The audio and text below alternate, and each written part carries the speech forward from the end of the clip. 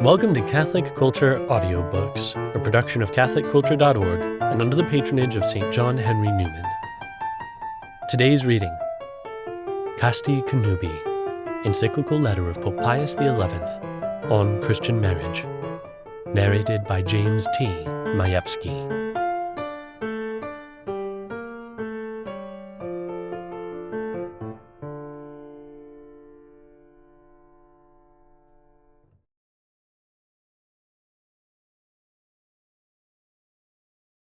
To the venerable brethren, patriarchs, primates, archbishops, bishops, and other local ordinaries enjoying peace and communion with the Apostolic See. Venerable brethren and beloved children, health and apostolic benediction. How great is the dignity of chaste wedlock, venerable brethren, may be judged best from this: that Christ our Lord, Son of the Eternal Father, having assumed the nature of fallen man, not only, with his loving desire of compassing the redemption of our race, ordained it in an especial manner as the principle and foundation of domestic society, and therefore of all human intercourse, but also raised it to the rank of a truly and great sacrament of the new law, restored it to the original purity of its divine institution, and accordingly entrusted all its discipline and care to his spouse, the Church. In order, however, that amongst men of every nation and every age the desired fruits may be obtained from this renewal of matrimony, it is necessary, first of all, that men's minds be illuminated with the true doctrine of Christ regarding it, and secondly, that Christian spouses, the weakness of their wills strengthened by the eternal grace of God, shape all their ways of thinking and of acting in conformity with that pure law of Christ, so as to obtain true peace and happiness for themselves and for their families. Yet not only do we, looking with paternal eye on the universal world from this apostolic see as from a watchtower, but you also, venerable brethren, see, and seeing deeply grieve with us, that a great number of men, forgetful of that divine work of redemption, either entirely ignore or shamelessly deny the great sanctity of Christian wedlock, or, relying on the false principles of a new and utterly perverse morality, too often trample it underfoot. And since these most pernicious errors and depraved morals have begun to spread even amongst the faithful and are gradually gaining ground, in our office as Christ's vicar upon earth and supreme shepherd and teacher, we consider it our duty to raise our voice to keep the flock committed to our care from poisoned pastures, and, as far as in us lies, to preserve it from harm. We have decided, therefore, to speak to you, venerable brethren, and through you to the whole Church of Christ, and indeed to the whole human race, on the nature and dignity of Christian marriage, on the advantages and benefits which accrue from it to the family and to human society itself, on the errors contrary to this most important point of the gospel teaching, on the vices opposed to conjugal union, and lastly, on the principal remedies to be applied. In so doing, we follow the footsteps of our predecessor, Leo XIII, of happy memory, whose encyclical Arcanum, published 50 years ago, we hereby confirm and make our own. And while we wish to expound more fully certain points called for by the circumstances of our times, nevertheless we declare that far from being obsolete, it retains its full force at the present day. And to begin with that same encyclical, which is wholly concerned in vindicating that divine institution of matrimony, its sacramental dignity, and its perpetual stability, let it be repeated as an immutable and inviolable fundamental doctrine that matrimony was not instituted or restored by man, but by God. Not by man were the laws made to strengthen and confirm and elevate it, but by God, the author of nature, and by Christ our Lord, by whom nature was redeemed. And hence these laws cannot be subject to any human decrees or to any contrary pact, even of the spouses themselves. This is the doctrine of Holy Scripture. This is the constant tradition of the universal Church. This the solemn definition of the Sacred Council of Trent, which declares and establishes from the words of Holy Writ itself that God is the author of the perpetual stability of the marriage bond, its unity, and its firmness. Yet although matrimony is of its very nature of divine institution, the human will, too, enters into it and performs a most noble part. For each individual marriage, inasmuch as it is a conjugal union of a particular man and woman, arises only from the free consent of each of the spouses. And this free act of the will, by which each party hands over and accepts those rights proper to the state of marriage, is so necessary to constitute true marriage that it cannot be supplied by any human power. This freedom, however, regards only the question whether the contracting parties really wish to enter upon matrimony or to marry this particular person. But the nature of matrimony is entirely independent of the free will of man, so that if one has once contracted matrimony, he is thereby subject to its divinely made laws and its essential properties. For the angelic doctor, writing on conjugal honor and on the offspring which is the fruit of marriage, says, "These things are so contained in matrimony by the marriage pact itself, that, if anything to the contrary were expressed in the consent which makes the marriage, it would not be a true marriage." By matrimony, therefore, the souls of the contracting parties are joined and knit together more directly and more intimately than are their bodies, and that not by any passing affection of sense of spirit, but by a deliberate and firm act of the will. And from this union of souls, by God's decree, a sacred and inviolable bond arises. Hence the nature of this contract, which is proper and peculiar to it alone, makes it entirely different both from the union of animals entered into by the blind instinct of nature alone, in which neither reason nor free will plays a part, and also from the haphazard unions of men, which are far removed from all true and honorable unions of will and enjoy none of the rights of family life. From this it is clear that legitimately constituted authority has the right, and therefore the duty, to restrict, to prevent, and to punish those base unions which are opposed to reason and to nature. But since it is a matter which flows from human nature itself, no less certain is the teaching of our predecessor, Leo XIII of happy memory, that in choosing a state of life, there is no doubt but that it is in the power and discretion of each one to prefer one or the other, either to embrace the counsel of virginity given by Jesus Christ, or to bind himself in the bonds of matrimony. To take away from man the natural and primeval right of marriage, to circumscribe in any way the principal ends of marriage laid down in the beginning by God himself in the words, "increase and multiply," is beyond the power of any human law. Therefore, the sacred partnership of true marriage is constituted both by the will of God and the will of man. From God comes the very institution of marriage, the ends for which it was instituted, the laws that govern it,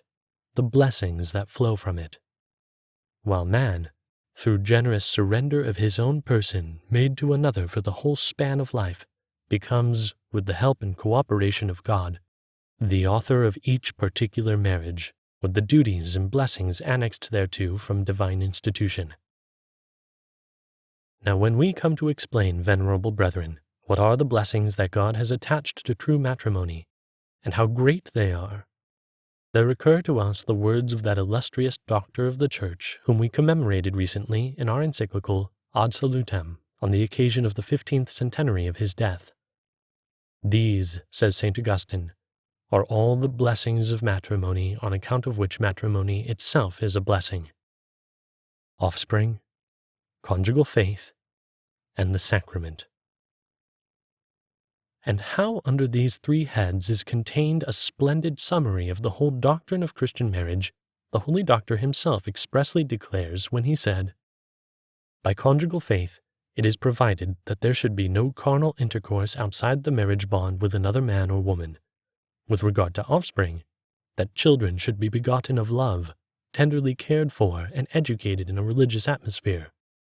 Finally, in its sacramental aspect, that the marriage bond should not be broken, and that a husband or wife, if separated, should not be joined to another even for the sake of offspring. This we regard as the law of marriage by which the fruitfulness of nature is adorned and the evil of incontinence is restrained." Thus, amongst the blessings of marriage, the child holds the first place. And indeed, the Creator of the human race himself, who in his goodness wishes to use men as his helpers in the propagation of life, taught this when, instituting marriage in paradise, he said to our first parents, and through them to all future spouses, "Increase and multiply, and fill the earth." As St. Augustine admirably deduces from the words of the holy apostle St. Paul to Timothy, when he says, "The apostle himself is therefore a witness that marriage is for the sake of generation. I wish," he says, "young girls to marry." And, as if someone said to him, "Why?" he immediately adds, "To bear children, to be mothers of families." How great a boon of God this is, and how great a blessing of matrimony, is clear from a consideration of man's dignity and of his sublime end. For man surpasses all other visible creatures by the superiority of his rational nature alone. Besides, God wishes men to be born, not only that they should live and fill the earth, but much more that they may be worshippers of God, that they may know Him and love Him, and finally enjoy Him forever in heaven. And this end, since man is raised by God in a marvelous way to the supernatural order, surpasses all that eye hath seen and ear heard, and all that hath entered into the heart of man. From which it is easily seen how great a gift of divine goodness and how remarkable a fruit of marriage are children born by the omnipotent power of God through the cooperation of those bound in wedlock. But Christian parents must also understand that they are destined not only to propagate and preserve the human race on earth, indeed not only to educate any kind of worshippers of the true God, but children who are to become members of the Church of Christ, to raise up fellow citizens of the saints and members of God's household, that the worshippers of God and our Savior may daily increase. For although Christian spouses, even if sanctified themselves, cannot transmit sanctification to their progeny, nay, although the very natural process of generating life has become the way of death by which original sin is passed on to posterity, nevertheless, they share to some extent in the blessings of that primeval marriage of paradise, since it is theirs to offer their offspring to the Church, in order that by this most fruitful mother of the children of God, they may be regenerated through the laver of baptism unto supernatural justice, and finally be made living members of Christ, partakers of immortal life, and heirs of that eternal glory to which we all aspire from our inmost heart. If a true Christian mother weigh well these things, she will indeed understand with a sense of deep consolation that of her the words of our Savior were spoken. A woman, when she hath brought forth the child, remembereth no more the anguish, for joy that a man is born into the world. And proving herself superior to all the pains and cares and solicitudes of her maternal office, with a more just and holy joy than that of the Roman matron, the mother of the Gracchi, she will rejoice in the Lord, crowned as it were with the glory of her offspring. Both husband and wife, however, receiving these children with joy and gratitude from the hand of God, will regard them as a talent committed to their charge by God, not only to be employed for their own advantage or for that of an earthly commonwealth, but to be restored to God with interest on the day of reckoning. The blessing of offspring, however, is not completed by the mere begetting of them, but something else must be added, namely, the proper education of the offspring. For the most wise God would have failed to make sufficient provision for children that had been born, and so for the whole human race, if he had not given to those to whom he had entrusted the power and right to beget them, the power also and the right to educate them. For no one can fail to see that children are incapable of providing wholly for themselves, even in matters pertaining to their natural life, and much less in those pertaining to the supernatural, but require for many years to be helped, instructed, and educated by others.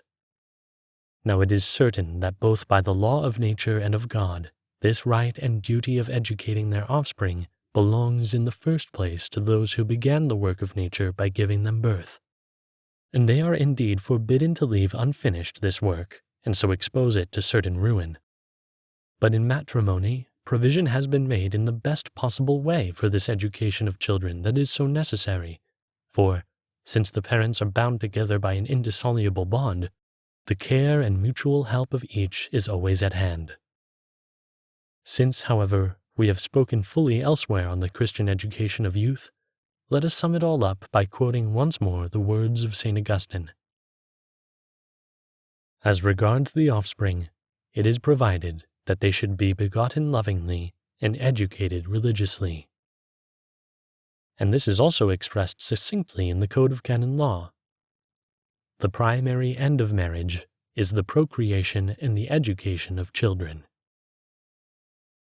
Nor must we omit to remark, in fine, that since the duty entrusted to parents for the good of their children is of such high dignity and of such great importance, every use of the faculty given by God for the procreation of new life is the right and the privilege of the married state alone, by the law of God and of nature, and must be confined absolutely within the sacred limits of that state. The second blessing of matrimony, which we said was mentioned by St. Augustine, is the blessing of conjugal honor, which consists in the mutual fidelity of the spouses in fulfilling the marriage contract, so that what belongs to one of the parties by reason of this contract sanctioned by divine law may not be denied to him or permitted to any third person, nor may there be conceded to one of the parties anything which, being contrary to the rights and laws of God and entirely opposed to matrimonial faith, can never be conceded. Wherefore, conjugal faith or honor demands in the first place the complete unity of matrimony which the Creator himself laid down in the beginning when he wished it to be not otherwise than between one man and one woman. And although afterwards this primeval law was relaxed to some extent by God, the supreme legislator, there is no doubt that the law of the gospel fully restored that original and perfect unity and abrogated all dispensations, as the words of Christ and the constant teaching and action of the Church show plainly. With reason, therefore, does the Sacred Council of Trent solemnly declare, Christ our Lord very clearly taught that in this bond 2 persons only are to be united and joined together, when he said, Therefore they are no longer 2, but one flesh. Nor did Christ our Lord wish only to condemn any form of polygamy or polyandry, as they are called, whether successive or simultaneous, and every other external dishonorable act, but, in order that the sacred bonds of marriage may be guarded absolutely inviolate, he forbade also even willful thoughts and desires of such like things. But I say to you, that whosoever shall look on a woman to lust after her, hath already committed adultery with her in his heart. Which words of Christ our Lord cannot be annulled even by the consent of one of the partners of the marriage, for they express a law of God and of nature, which no will of man can break or bend. Nay, that mutual familiar intercourse between the spouses themselves, if the blessing of conjugal faith is to shine with becoming splendor, must be distinguished by chastity, so that husband and wife bear themselves in all things with the law of God and of nature, and endeavor always to follow the will of their most wise and holy Creator, with the greatest reverence toward the work of God. This conjugal faith, however, which is most aptly called by St. Augustine the faith of chastity, blooms more freely, more beautifully, and more nobly when it is rooted in that more excellent soil, the love of husband and wife, which pervades all the duties of married life and holds pride of place in Christian marriage. For matrimonial faith demands that husband and wife be joined in an especially holy and pure love, not as adulterers love each other, but as Christ loved the Church. This precept the Apostle laid down when he said, Husbands, love your wives as Christ also loved the Church. That Church which of truth he embraced with a boundless love, not for the sake of his own advantage, but seeking only the good of his spouse. The love, then, of which we are speaking, is not that based on the passing lust of the moment, nor does it consist in pleasing words only, but in the deep attachment of the heart, which is expressed in action, since love is proved by deeds. This outward expression of love in the home demands not only mutual help, but must go further, must have as its primary purpose that man and wife help each other day by day in forming and perfecting themselves in the interior life, so that through their partnership in life they may advance ever more and more in virtue, and above all, that they may grow in true love toward God and their neighbor, on which indeed dependeth the whole law and the prophets. For all men of every condition, in whatever honorable walk of life they may be,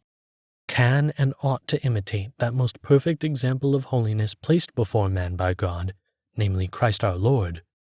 and by God's grace to arrive at the summit of perfection, as is proved by the example set us of many saints. This mutual molding of husband and wife, this determined effort to perfect each other, can in a very real sense, as the Roman Catechism teaches, be said to be the chief reason and purpose of matrimony, provided matrimony be looked at not in the restricted sense as instituted for the proper conception and education of the child, but more widely as the blending of life as a whole and the mutual interchange and sharing thereof. By this same love, it is necessary that all the other rights and duties of the marriage state be regulated, as the words of the Apostle, "Let the husband render the debt to the wife, and the wife also in like manner to the husband," express not only a law of justice, but of charity. Domestic society being confirmed, therefore, by this bond of love, there should flourish in it that order of love, as St. Augustine calls it. This order includes both the primacy of the husband with regard to the wife and children, and the ready subjection of the wife and her willing obedience, which the Apostle commends in these words, "Let women be subject to their husbands as to the Lord, because the husband is the head of the wife, and Christ is the head of the church." This subjection, however, does not deny or take away the liberty which fully belongs to the woman, both in view of her dignity as a human person, and in view of her most noble office as wife and mother and companion. Nor does it bid her obey her husband's every request, if not in harmony with right reason or with the dignity due to wife. Nor, in fine, does it imply that the wife should be put on a level with those persons who in law are called minors, to whom it is not customary to allow free exercise of their rights on account of their lack of mature judgment or of their ignorance of human affairs. But it forbids that exaggerated liberty which cares not for the good of the family. It forbids that in this body which is the family, the heart be separated from the head, to the great detriment of the whole body and the proximate danger of ruin. For if the man is the head, the woman is the heart, and as he occupies the chief place in ruling, so she may and ought to claim for herself the chief place in love. Again, this subjection of wife to husband, in its degree and manner, may vary according to the different conditions of persons, place, and time. In fact, if the husband neglect his duty, it falls to the wife to take his place in directing the family. But the structure of the family and its fundamental law, established and confirmed by God, must always and everywhere be maintained intact. With great wisdom, our predecessor, Leo XIII of happy memory, in the encyclical on Christian marriage which we have already mentioned, speaking of this order to be maintained between man and wife, teaches, "The man is the ruler of the family and the head of the woman. But because she is flesh of his flesh and bone of his bone, let her be subject and obedient to the man,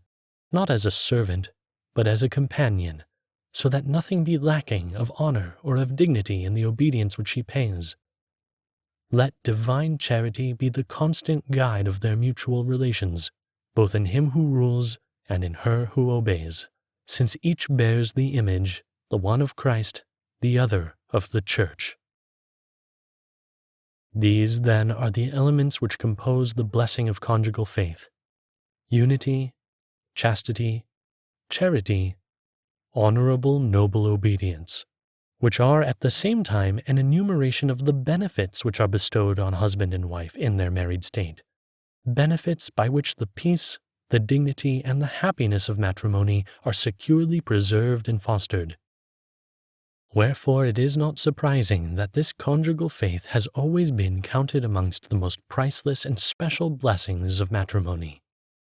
But this accumulation of benefits is completed and, as it were, crowned by that blessing of Christian marriage which, in the words of St. Augustine, we have called the sacrament, by which is denoted both the indissolubility of the bond and the raising and hallowing of the contract by Christ himself, whereby he made it an efficacious sign of grace. In the first place, Christ himself lays stress on the indissolubility and firmness of the marriage bond when he says, "What God hath joined together, let no man put asunder," and "Every one that putteth away his wife and marrieth another committeth adultery, and he that marrieth her that is put away from her husband committeth adultery." And St. Augustine clearly places what he calls the blessing of matrimony in this indissolubility when he says, "In the sacrament it is provided that the marriage bond should not be broken, and that a husband or wife, if separated, should not be joined to another even for the sake of offspring." And this inviolable stability, although not in the same perfect measure in every case, belongs to every true marriage. For the word of the Lord, "What God hath joined together let no man put asunder," must of necessity include all true marriages without exception, since it was spoken of the marriage of our first parents, the prototype of every future marriage.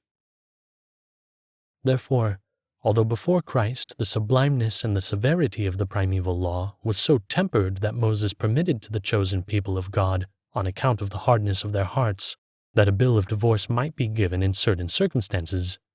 nevertheless, Christ, by virtue of his supreme legislative power, recalled this concession of greater liberty and restored the primeval law in its integrity by those words which must never be forgotten: "What God hath joined together, let no man put asunder." Wherefore our predecessor Pius VI, of happy memory, writing to the Bishop of Agria, most wisely said, "Hence it is clear that marriage even in the state of nature, and certainly long before it was raised to the dignity of a sacrament, was divinely instituted in such a way that it should carry with it a perpetual and indissoluble bond which cannot therefore be dissolved by any civil law. Therefore, although the sacramental element may be absent from a marriage, as is the case among unbelievers, still in such a marriage, inasmuch as it is a true marriage, there must remain, and indeed there does remain, that perpetual bond which by divine right is so bound up with matrimony from its first institution that it is not subject to any civil power. And so, whatever marriage is said to be contracted, either it is so contracted that it is really a true marriage, in which case it carries with it that enduring bond which by divine right is inherent in every true marriage, or it is thought to be contracted without that perpetual bond, and in that case there is no marriage, but an illicit union opposed of its very nature to the divine law, which therefore cannot be entered into or maintained. And if this stability seems to be open to exception, however rare the exception may be, as in the case of certain natural marriages between unbelievers, or amongst Christians in the case of those marriages which, though valid, have not been consummated, that exception does not depend on the will of men, nor on that of any merely human power, but on divine law, of which the only guardian and interpreter is the Church of Christ. However, not even this power can ever effect, for any cause whatsoever, a Christian marriage which is valid and has been consummated. For as it is plain that here the marriage contract has its full completion, so, by the will of God, there is also the greatest firmness and indissolubility, which may not be destroyed by any human authority. If we wish with all reverence to inquire into the intimate reason of this divine decree, venerable brethren, we shall easily see it in the mystical signification of Christian marriage which is fully and perfectly verified in consummated marriage between Christians. For, As the Apostle says in his epistle to the Ephesians, the marriage of Christians recalls that most perfect union which exists between Christ and the Church. Sacramentum hoc magnum est, ego autem dico, in Christo et in Ecclesia. This is a great mystery, but I speak in reference to Christ and the Church. Which union, as long as Christ shall live and the Church through him, can never be dissolved by any separation. And this St. Augustine clearly declares in these words: This is safeguarded in Christ and the Church, which, living with Christ who lives forever, may never be divorced from him. The observance of this sacrament is such in the city of God, that is, in the Church of Christ, that when for the sake of begetting children women marry or are taken to wife, it is wrong to leave a wife that is sterile in order to take another by whom children may be had. Anyone doing this is guilty of adultery, just as if he married another, guilty not by the law of the day, according to which when one's partner is put away another may be taken, which the Lord allowed in the law of Moses because of the hardness of the hearts of the people of Israel, but by the law of the gospel. Indeed, how many and how important are the benefits which flow from the indissolubility of matrimony cannot escape anyone who gives even a brief consideration, either to the good of the married parties and the offspring, or to the welfare of human society. First of all, both husband and wife possess a positive guarantee of the endurance of this stability, which that generous yielding of their persons and the intimate fellowship of their hearts by their nature strongly require, since true love never falls away. Besides, a strong bulwark is set up in defense of a loyal chastity against incitements to infidelity, should any be encountered either from within or from without. Any anxious fear lest in adversity or old age the other spouse would prove unfaithful is precluded, and in its place there reigns a calm sense of security. Moreover, the dignity of both man and wife is maintained and mutual aid is most satisfactorily assured, while through the indissoluble bond, always enduring, the spouses are warned continuously that not for the sake of perishable things, nor that they may serve their passions, but that they may procure one for the other high and lasting good, have they entered into the nuptial partnership, to be dissolved only by death. In the training and education of children, which must extend over a period of many years, it plays a great part, since the grave and long-enduring burdens of this office are best borne by the united efforts of the parents. Nor do lesser benefits accrue to human society as a whole, for experience has taught that unassailable stability in matrimony is a fruitful source of virtuous life and of habits of integrity.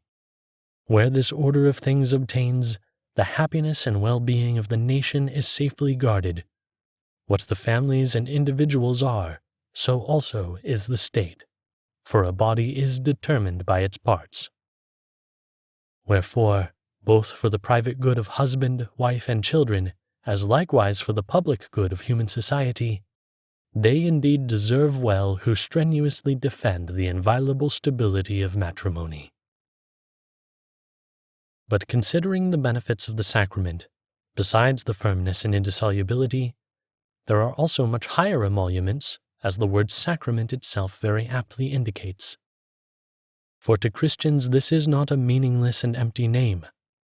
Christ the Lord, the institutor and perfecter of the holy sacraments, by raising the matrimony of his faithful to the dignity of a true sacrament of the new law, made it a sign and source of that peculiar internal grace by which it perfects natural love, it confirms an indissoluble union, and sanctifies both man and wife. And since the valid matrimonial consent among the faithful was constituted by Christ as a sign of grace, the sacramental nature is so intimately bound up with Christian wedlock that there can be no true marriage between baptized persons without it being, by that very fact, a sacrament. By the very fact, therefore, that the faithful with sincere mind give such consent, they open up for themselves a treasure of sacramental grace from which they draw supernatural power for the fulfilling of their rights and duties faithfully, holily, perseveringly, even unto death. Hence this sacrament not only increases sanctifying grace, the permanent principle of the supernatural life in those who, as the expression is, place no obstacle in its way, but also adds particular gifts, dispositions, seeds of grace, by elevating and perfecting the natural powers. By these gifts, the parties are assisted not only in understanding, but in knowing intimately, in adhering to firmly, in willing effectively, and in successfully putting into practice those things which pertain to the marriage state, its aims and duties, giving them in fine right to the actual assistance of grace whensoever they need it for fulfilling the duties of their state. Nevertheless, since it is a law of divine providence in the supernatural order that men do not reap the full fruit of the sacraments which they receive after acquiring the use of reason, unless they cooperate with grace, the grace of matrimony will remain for the most part an unused talent hidden in the field, unless the parties exercise these supernatural powers and cultivate and develop the seeds of grace they have received. If, however, doing all that lies with their power, they cooperate diligently, they will be able with ease to bear the burdens of their state and to fulfill their duties.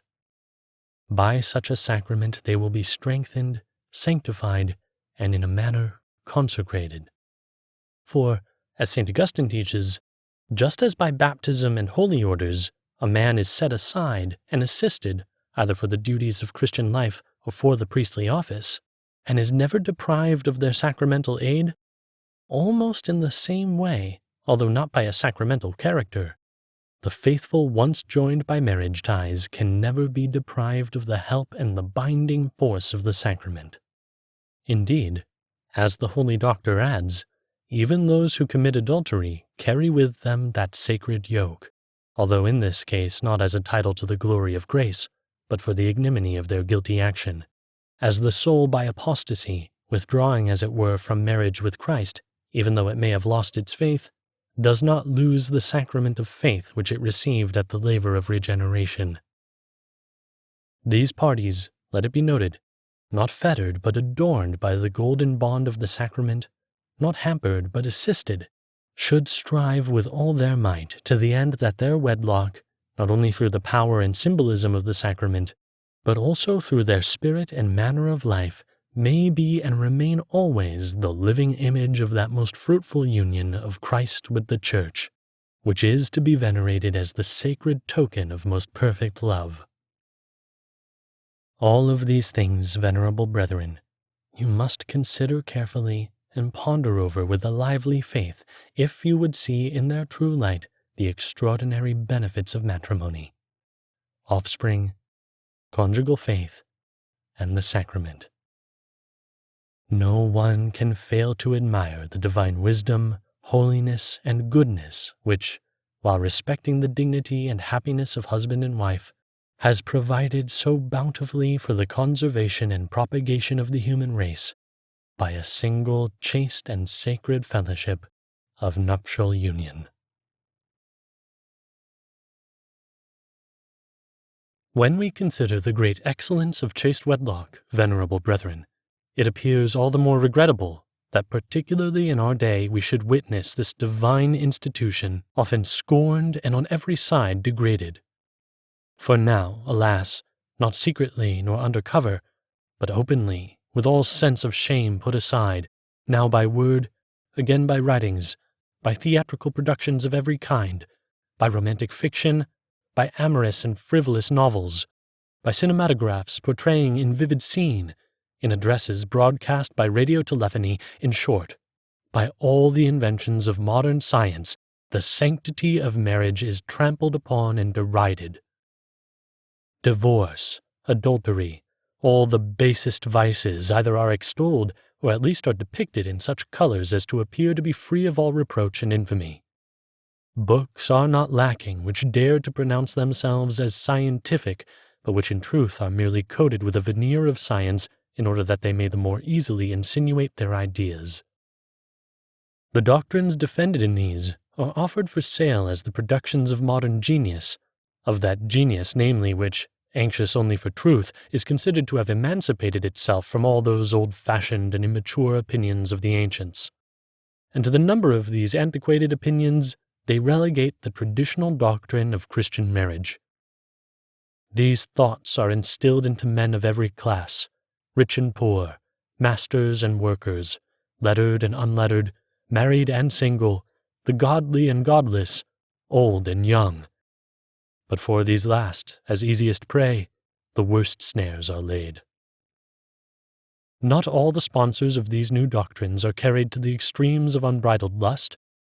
There are those who, striving as it were to ride a middle course, believe nevertheless that something should be conceded in our times as regards certain precepts of the divine and natural law.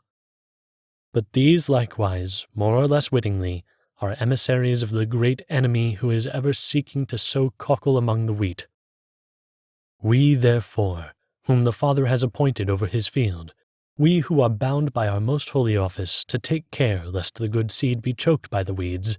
believe it fitting to apply to ourselves the most grave words of the Holy Ghost with which the Apostle Paul exhorted his beloved Timothy.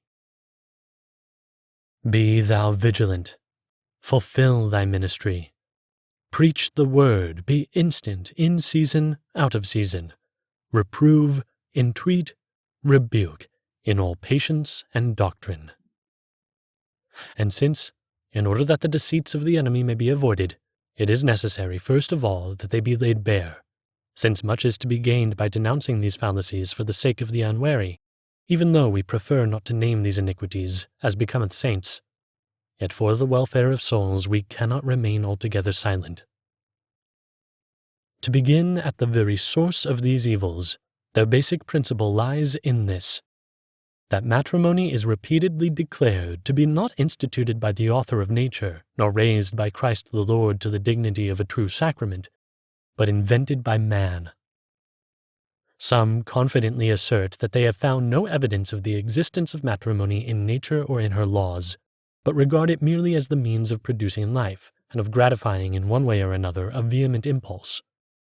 On the other hand, others recognize that certain beginnings, or, as it were, seeds of true wedlock, are found in the nature of man, since, unless men were bound together by some form of permanent tie, the dignity of husband and wife, or the natural end of propagating and rearing the offspring, would not receive satisfactory provision. At the same time, they maintain that all beyond this germinal idea in matrimony, through various concurrent causes, is invented solely by the mind of man, established solely by his will. How grievously all these err, and how shamelessly they leave the ways of honesty, is already evident from what we have set forth here regarding the origin and nature of wedlock, its purposes, and the good inherent in it. The evil of this teaching is plainly seen from the consequences which its advocates deduce from it, namely, that the laws, institutions, and customs by which wedlock is governed, since they take their origin solely from the will of man, are subject entirely to him, hence can and must be founded, changed, and abrogated according to human caprice and the shifting circumstances of human affairs. That the generative power which is grounded in nature itself is more sacred and has wider range than matrimony, hence it may be exercised both outside as well as within the confines of wedlock, and though the purpose of matrimony be set aside, as though to suggest that the license of a base fornicating woman should enjoy the same rights as the chaste motherhood of a lawfully wedded wife. Armed with these principles, some men go so far as to concoct new species of unions, suited, as they say, to the present temper of men and the times, which various new forms of matrimony they presume to label temporary, experimental, and companionate.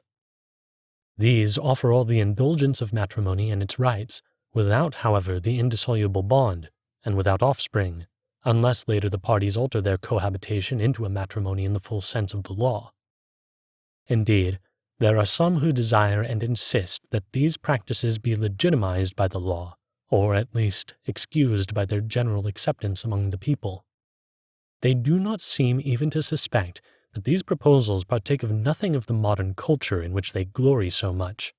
but are simply hateful abominations which beyond all question reduce our truly cultured nations to the barbarous standards of savage peoples.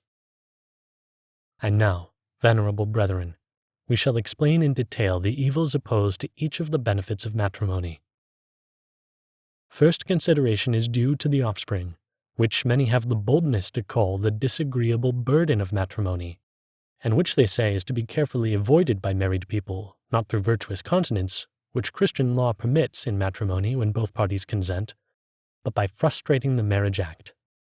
Some justify this criminal abuse on the ground that they are weary of children and wish to gratify their desires without their consequent burden. Others say that they cannot on the one hand remain continent, nor on the other can they have children, because of the difficulties whether on the part of the mother or on the part of family circumstances. But no reason, however grave, may be put forward by which anything intrinsically against nature may become conformable to nature and morally good. Since, therefore, the conjugal act is destined primarily by nature for the begetting of children, those who in exercising it deliberately frustrate its natural power and purpose sin against nature and commit a deed which is shameful and intrinsically vicious. Small wonder, therefore, if Holy Writ bears witness that the Divine Majesty regards with greatest detestation this horrible crime, and at times has punished it with death. As St. Augustine notes, intercourse even with one's legitimate wife is unlawful and wicked where the conception of the offspring is prevented. Onan, the son of Judah, did this, and the Lord killed him for it. Since, therefore, openly departing from the uninterrupted Christian tradition, some recently have judged it possible solemnly to declare another doctrine regarding this question, the Catholic Church, to whom God has entrusted the defense of the integrity and purity of morals, standing erect in the midst of the moral ruin which surrounds her, in order that she may preserve the chastity of the nuptial union from being defiled by this foul stain, raises her voice in token of her divine ambassadorship, and through our mouth proclaims anew, any use whatsoever of matrimony, exercised in such a way that the act is deliberately frustrated in its natural power to generate life, is an offense against the law of God and of nature, and those who indulge in such are branded with the guilt of a grave sin. We admonish, therefore, priests who hear confessions and others who have the care of souls, in virtue of our supreme authority and in our solicitude for the salvation of souls, not to allow the faithful entrusted to them to err regarding this most grave law of God. Much more, that they keep themselves immune from such false opinions, in no way conniving in them. If any confessor or pastor of souls, which may, God forbid, lead the faithful entrusted to him into these errors, or should at least confirm them by approval or by guilty silence, let him be mindful of the fact that he must render a strict account to God, the supreme judge, for the betrayal of his sacred trust. And let him take to himself the words of Christ. They are blind and leaders of the blind, and if the blind lead the blind, both fall into the pit. As regards the evil use of matrimony, to pass over the arguments which are shameful, not infrequently others that are false and exaggerated are put forward. Holy Mother Church very well understands and clearly appreciates all that is said regarding the health of the mother and the danger to her life. And who would not grieve to think of these things? Who is not filled with the greatest admiration when he sees a mother risking her life with heroic fortitude, that she may preserve the life of the offspring which she has conceived? God alone, all bountiful and all merciful as he is, can reward her for the fulfillment of the office allotted to her by nature, and will assuredly repay her in a measure full to overflowing. Holy Church knows well that not infrequently one of the parties is sinned against rather than sinning, when for a grave cause he or she reluctantly allows the perversion of the right order. In such a case, there is no sin, provided that, mindful of the law of charity,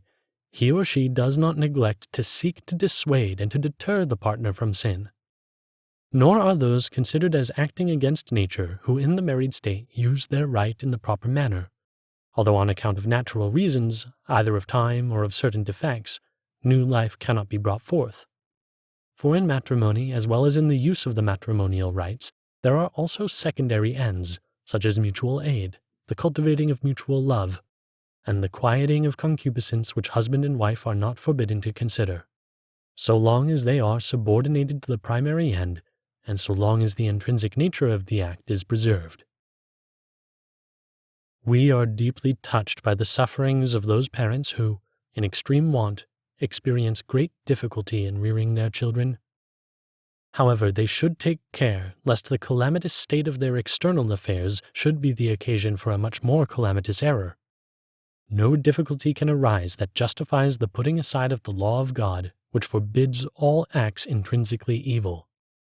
There is no possible circumstance in which husband and wife cannot, strengthened by the grace of God, fulfill faithfully their duties and preserve in wedlock their chastity unspotted. This truth of Christian faith is expressed by the teaching of the Council of Trent. Let no one be so rash as to assert that which the Fathers of the Council have placed under anathema,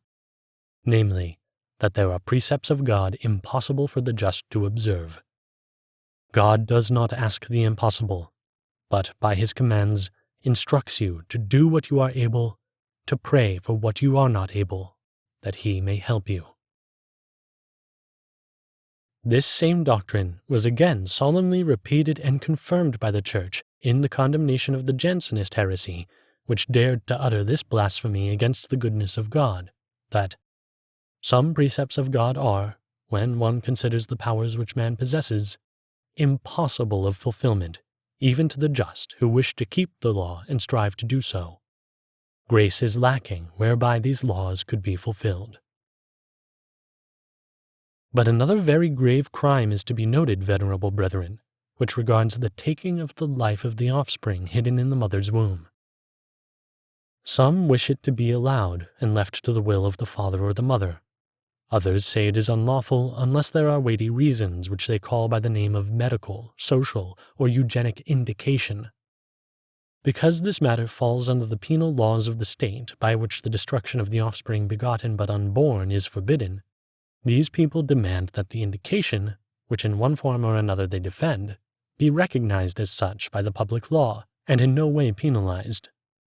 There are those, moreover, who ask that the public authorities provide aid for these death-dealing operations, a thing which, sad to say, everyone knows is of frequent occurrence in some places. As to the medical and therapeutic indication, to which, using their own words, we have made reference, venerable brethren, however much we may pity the mother whose health and even life is gravely imperiled in the performance of the duty allotted to her by nature, nevertheless, what could ever be a sufficient reason for excusing in any way the direct murder of the innocent? This is precisely what we are dealing with here. Whether inflicted upon the mother or upon the child, it is against the precept of God and the law of nature. Thou shalt not kill. The life of each is equally sacred, and no one has the power, not even the public authority, to destroy it. It is of no use to appeal to the right of taking away life, for here it is a question of the innocent, whereas that right has regard only to the guilty. Nor is there here question of defense by bloodshed against an unjust aggressor, for who would call an innocent child an unjust aggressor? Again, there is not question here of what is called the law of extreme necessity, which could even extend to the direct killing of the innocent. Upright and skillful doctors strive most praiseworthily to guard and preserve the lives of both mother and child. On the contrary, those show themselves most unworthy of the noble medical profession who encompass the death of one or the other through a pretense at practicing medicine or through motives of misguided pity.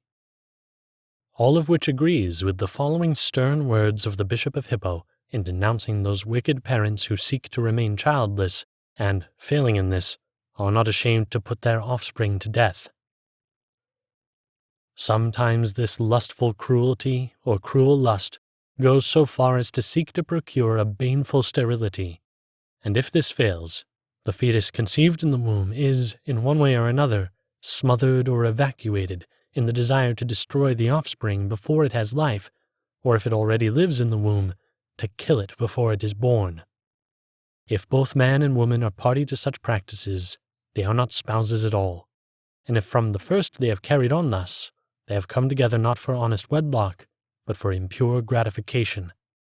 If both are not party to these deeds, I make bold to say that either the one makes herself a mistress of the husband, or the other simply the paramour of his wife. What is asserted in favor of the social and eugenic indication may and must be accepted, provided lawful and upright methods are employed within the proper limits. But to wish to put forward reasons based upon them for the killing of the innocent is unthinkable and contrary to the divine precept promulgated in the words of the Apostle, "Evil is not to be done that good may come of it." Those who hold the reins of government should not forget that it is the duty of public authority by appropriate laws and sanctions to defend the lives of the innocent.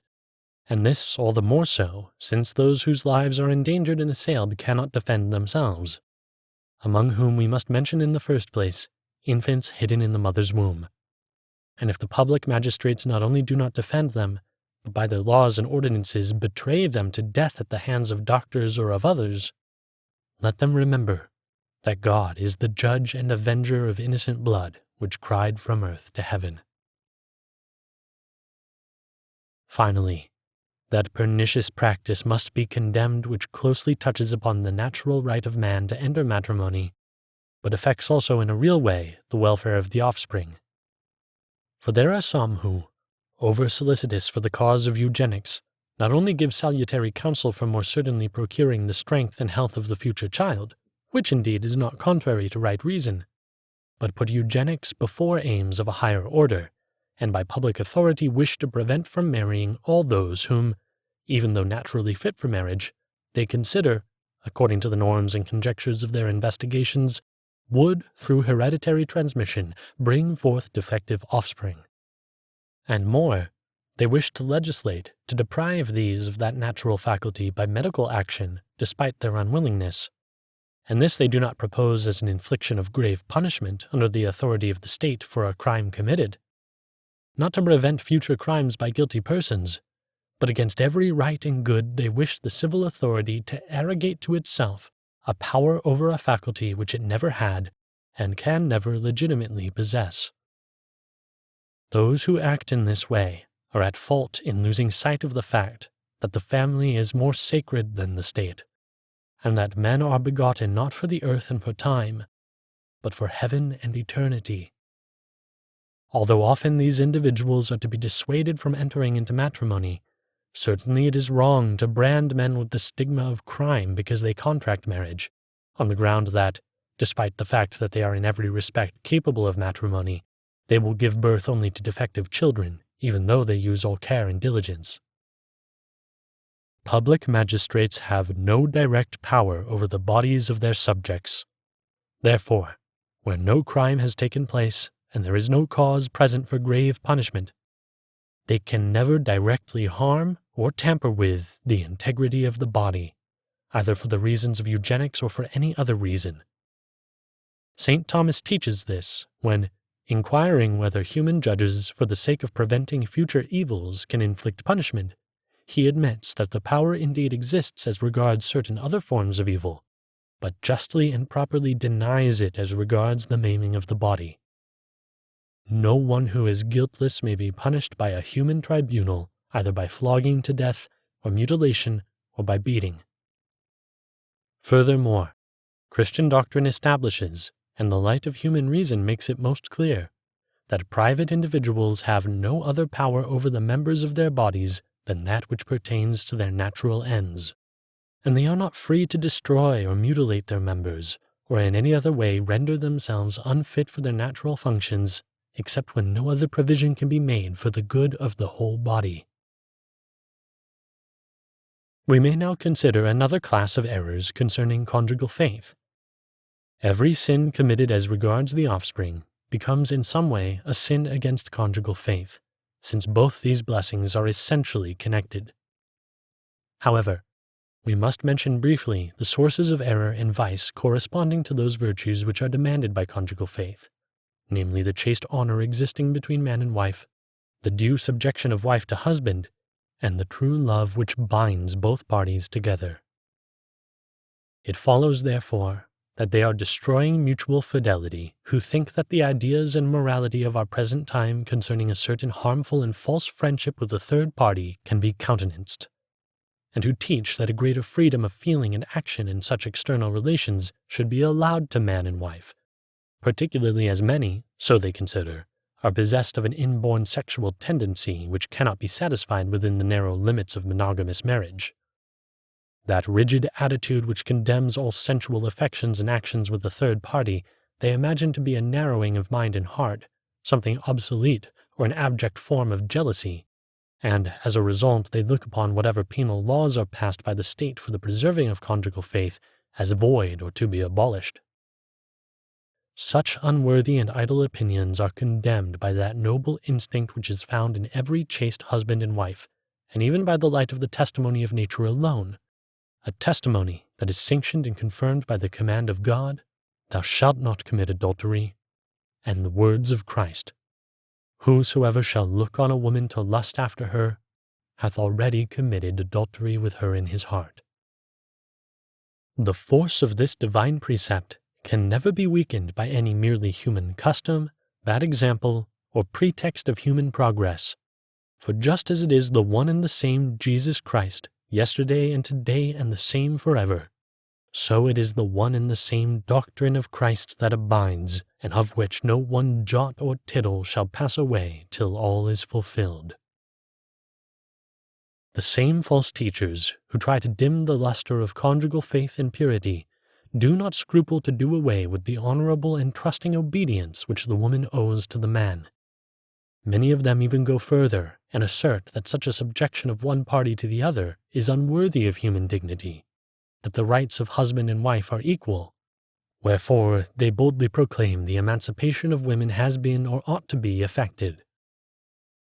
This emancipation in their ideas must be threefold: in the ruling of the domestic society, in the administration of family affairs, and in the rearing of the children. It must be social, economic, physiological. Physiological, that is to say, the woman is to be freed at her own good pleasure from the burdensome duties properly belonging to a wife as companion and mother. We have already said that this is not an emancipation but a crime. Social, inasmuch as the wife, being freed from the cares of children and family, should, to the neglect of these, be able to follow her own bent and devote herself to business and even public affairs. Finally, economic, whereby the woman, even without the knowledge and against the wish of her husband, may be at liberty to conduct and administer her own affairs, giving her attention chiefly to these rather than to children, husband, and family. This, however, is not the true emancipation of woman, nor that rational and exalted liberty which belongs to the noble office of a Christian woman and wife. It is, rather, the debasing of the womanly character and the dignity of motherhood,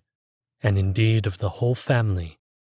as a result of which the husband suffers the loss of his wife, the children of their mother, and the home and the whole family of an ever-watchful guardian. More than this false liberty and unnatural equality with the husband is to the detriment of the woman herself. For if the woman descends from her truly regal throne to which she has been raised within the walls of the home by means of the gospel, she will soon be reduced to the old state of slavery, if not in appearance, certainly in reality, and become, as amongst the pagans, the mere instrument of man. This equality of rights, which is so much exaggerated and distorted, must indeed be recognized in those rights which belong to the dignity of the human soul, and which are proper to the marriage contract and inseparably bound up with wedlock. In such things, undoubtedly, both parties enjoy the same rights and are bound by the same obligations. In other things, there must be a certain inequality and due accommodation which is demanded by the good of the family and the right ordering and unity and stability of home life. As, however, the social and economic conditions of the married woman must in some way be altered on account of the changes in social intercourse, it is part of the office of the public authority to adapt the civil rights of the wife to modern needs and requirements, keeping in view what the natural disposition and temperament of the female sex, good morality, and the welfare of the family demands, and provided always that the essential order of the domestic society remain intact, founded as it is on something higher than human authority and wisdom, namely, on the authority and wisdom of God, and so not changeable by public laws or at the pleasure of private individuals. These enemies of marriage go further, however, when they substitute for that true and solid love which is the basis of conjugal happiness, a certain vague compatibility of temperament. This they call sympathy, and assert that, since it is the only bond by which husband and wife are linked together, when it ceases, the marriage is completely dissolved. What else is this than to build a house upon sand? A house that, in the words of Christ, would forthwith be shaken and collapse as soon as it was exposed to the waves of adversity. And the winds blew, and they beat upon that house, and it fell, and great was the fall thereof. On the other hand, the house built upon a rock, that is to say, on mutual conjugal chastity and strengthened by a deliberate and constant union of spirit, will not only never fall away, but will never be shaken by adversity. We have so far, venerable brethren, shown the excellency of the first two blessings of Christian wedlock which the modern subverters of society are attacking. And now, considering that the third blessing, which is that of the sacrament, far surpasses the other two, we should not be surprised to find that this, because of its outstanding excellence, is much more sharply attacked by the same people. They put forward in the first place that matrimony belongs entirely to the profane and purely civil sphere, that it is not to be committed to the religious society, the Church of Christ, but to civil society alone. They then add that the marriage contract is to be freed from any indissoluble bond, and that separation and divorce are not only to be tolerated, but sanctioned by the law, from which it follows finally that, robbed of all its holiness, matrimony should be enumerated amongst the secular and civil institutions. The first point is contained in their contention that the civil act itself should stand for the marriage contract, civil matrimony as it is called, while the religious act is to be considered a mere addition, or at most a concession to a too superstitious people. Moreover, they want it to be no cause for reproach that marriages be contracted by Catholics with non-Catholics, without any reference to religion or recourse to the ecclesiastical authorities. The second point, which is but a consequent of the first, is to be found in their excuse for complete divorce, and in their praise and encouragement of those civil laws which favor the loosening of the bond itself. As the salient features of the religious character of all marriage, and particularly of the sacramental marriage of Christians, have been treated at length and supported by weighty arguments in the encyclical letters of Leo XIII, letters which we have frequently recalled to mind and expressly made our own, we refer you to them, repeating here only a few points. Even by the light of reason alone, and particularly if the ancient records of history are investigated, if the unwavering popular conscience is interrogated, and the manners and institutions of all races examined, it is sufficiently obvious that there is a certain sacredness and religious character attaching even to the purely natural union of man and woman, not something added by chance, but innate, not imposed by men, but involved in the nature of things, since it has God for its author, and has been even from the beginning a foreshadowing of the incarnation of the Word of God.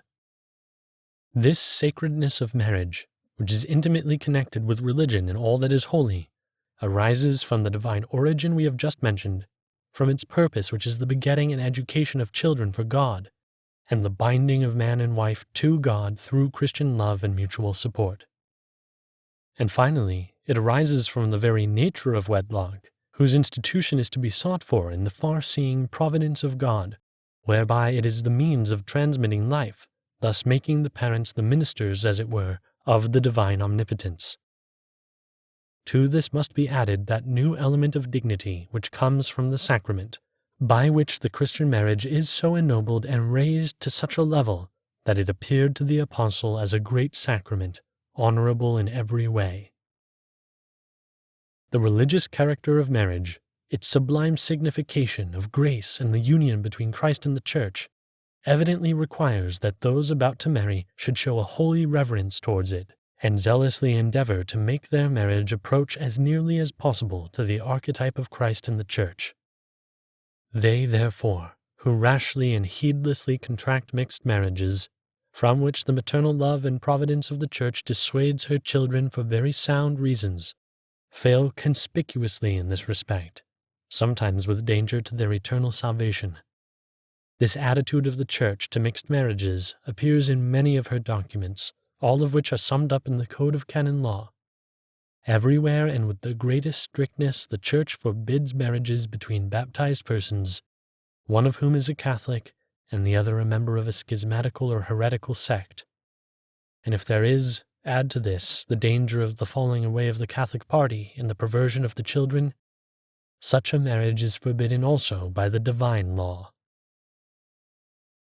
If the Church occasionally, on account of circumstances, does not refuse to grant a dispensation from these strict laws, provided that the divine law remains intact and the dangers above mentioned are provided against by suitable safeguards, it is unlikely that the Catholic party will not suffer some detriment from such a marriage, whence it comes about not unfrequently, as experience shows, that deplorable defections from religion occur among the offspring, or at least a headlong descent into that religious indifference which is closely allied to impiety. There is this also to be considered, that in these mixed marriages it becomes much more difficult to imitate by a lively conformity of spirit the mystery of which we have spoken, namely, that close union between Christ and his Church. Assuredly also will there be wanting that close union of spirit, which as it is the sign and mark of the Church of Christ, so also should be the sign of Christian wedlock, its glory and adornment. For where there exists diversity of mind, truth, and feeling, the bond of union of mind and heart is wont to be broken, or at least weakened. From this comes the danger lest the love of man and wife grow cold, and the peace and happiness of family life, resting as it does on the union of hearts, be destroyed. Many centuries ago, indeed, the old Roman law had proclaimed, "Marriages are the union of male and female, a sharing of life and the communication of divine and human rights." But especially, as we have pointed out, venerable brethren, the daily increasing facility of divorce is an obstacle to the restoration of marriage to that state of perfection which the divine Redeemer willed it should possess.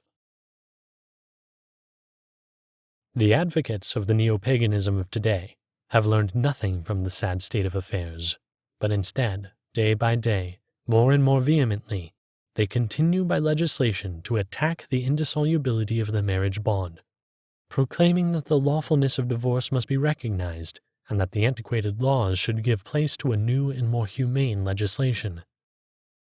Many and varied are the grounds put forward for divorce, some arising from the wickedness and the guilt of the persons concerned, others arising from the circumstances of the case. The former they describe as subjective, the latter as objective. In a word, whatever might make married life hard or unpleasant. They strive to prove their contentions regarding these grounds for the divorce legislation they would bring about by various arguments. Thus, in the first place, they maintain that it is for the good of either party, that the one who is innocent should have the right to separate from the guilty, or that the guilty should be withdrawn from a union which is unpleasing to him and against his will. In the second place, they argue, the good of the child demands this, for either it will be deprived of a proper education or the natural fruits of it, and will too easily be affected by the discords and shortcomings of the parents and drawn from the path of virtue. And thirdly, the common good of society requires that these marriages should be completely dissolved, which are now incapable of producing their natural results, and that legal reparations should be allowed when crimes are to be feared as the result of the common habitation and intercourse of the parties. This last, they say, must be admitted to avoid the crimes being committed purposely with a view to obtaining the desired sentence of divorce, for which the judge can legally loose the marriage bond, as also to prevent people from coming before the courts when it is obvious from the state of the case that they are lying and perjuring themselves, all of which brings the court and the lawful authority into contempt. Hence the civil laws, in their opinion, have to be reformed to meet these new requirements, to suit the changes of the times and the changes in men's opinions, civil institutions, and customs. Each of these reasons is considered by them as conclusive, so that all taken together offer a clear proof of the necessity of granting divorce in certain cases. Others, taking a step further, simply state that marriage, being a private contract, is, like other private contracts, to be left to the consent and good pleasure of both parties, and so can be dissolved for any reason whatsoever. Opposed to all these reckless opinions, venerable brethren, stands the unalterable law of God, fully confirmed by Christ, a law that can never be deprived of its force by the decrees of men, the ideas of a people, or the will of any legislator. What God hath joined together, let no man put asunder. And if any man, acting contrary to this law, shall have put asunder, his action is null and void, and the consequence remains, as Christ himself has explicitly confirmed. Every one that putteth away his wife and marrieth another committeth adultery, and he that marrieth her that is put away from her husband committeth adultery. Moreover, these words refer to every kind of marriage, even that which is natural and legitimate only. For as has already been observed, that indissolubility by which the loosening of the bond is once and for all removed from the whim of the parties and from every secular power, is a property of every true marriage. Let that solemn pronouncement of the Council of Trent be recalled to mind, in which, under the stigma of anathema, it condemned these errors. If anyone should say that on account of heresy, or the hardships of cohabitation, or a deliberate abuse of one party by the other, the marriage tie may be loosened, let him be anathema. And again, if anyone should say that the Church errs in having taught or in teaching that, according to the teaching of the Gospel and the Apostles, the bond of marriage cannot be loosed because of the sin of adultery of either party, or that neither party, even though he be innocent, having given no cause for the sin of adultery, can contract another marriage during the lifetime of the other, and that he commits adultery who marries another after putting away his adulterous wife, and likewise that she commits adultery who puts away her husband and marries another, let him be anathema. If therefore the Church has not erred and does not err in teaching this, and consequently it is certain that the bond of marriage cannot be loosed even on account of the sin of adultery, it is evident that all the other weaker excuses that can be and are usually brought forward are of no value whatsoever. And the objections brought against the firmness of the marriage bond are easily answered. For in certain circumstances, imperfect separation of the parties is allowed, the bond not being severed. This separation, which the Church herself permits and expressly mentions in her canon law, in those canons which deal with the separation of the parties as to marital relationship and cohabitation, removes all the alleged inconveniences and dangers. It will be for the sacred law, and to some extent also the civil law, insofar as civil matters are affected, to lay down the grounds, the conditions, the method, and precautions to be taken in a case of this kind, in order to safeguard the education of the children and the well-being of the family, and to remove all those evils which threaten the married persons, the children, and the state. Now all those arguments that are brought forward to prove the indissolubility of the marriage tie, arguments which have already been touched upon,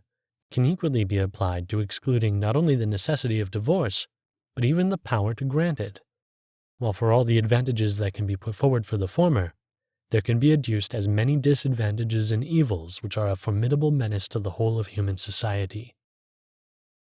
To revert again to the expression of our predecessor, it is hardly necessary to point out what an amount of good is involved in the absolute indissolubility of wedlock, and what a train of evils follows upon divorce. Whenever the marriage bond remains intact, then we find marriages contracted with the sense of safety and security, while, when separations are considered and the dangers of divorce are present, the marriage contract itself becomes insecure, or at least gives ground for anxiety and surprises.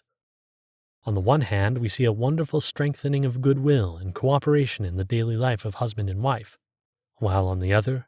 both of these are miserably weakened by the presence of a facility for divorce. Here we have at a very opportune moment a source of help by which both parties are enabled to preserve their purity and loyalty. There we find harmful inducements to unfaithfulness. On this side we find the birth of children and their tuition and upbringing effectively promoted, many avenues of discord closed amongst families and relations, and the beginnings of rivalry and jealousy easily suppressed. On that, very great obstacles to the birth and rearing of children and their education, and many occasions of quarrels and seeds of jealousy sown everywhere.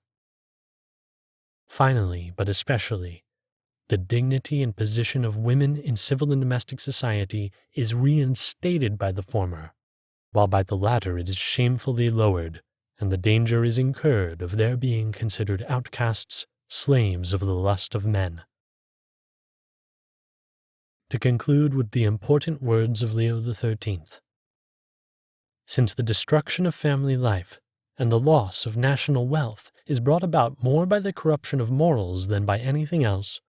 it is easily seen that divorce, which is born of the perverted morals of a people, and leads, as experiment shows, to vicious habits in public and private life,